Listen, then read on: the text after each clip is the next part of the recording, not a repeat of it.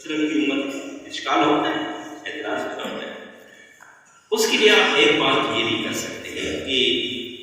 یہاں 70 امتن سے مراد وہ 70 امتیں ہیں کہ جو بڑی بڑی ہیں، اس لیے کہ بعض انبیاء ایسے تھے کہ جن کی امت میں 4-5 افراد تھے، بعض ایسے تھے جن کی امت میں 2 فرد تھے، 1 فرد تھا، اور بعض نبی تو ایسے تھے کہ جن کے پاس کوئی بھی فرد نہیں تھا۔ لیکن جو بڑی بڑی امتیں ہیں وہ 69 امتیں گزری، اور اس پھر 70 نمبر جو ہے وہ آپ کی ایک یہ بھی کہہ سکتے ہیں۔ دوسرا محدثین حضرات نے اس میں یہ بھی ذکر کیا ہے کہ انتم تتمون 70 امہ، یہاں تحدید مراد نہیں ہے کہ 70 کا فگر ضروری ہے، کہ 70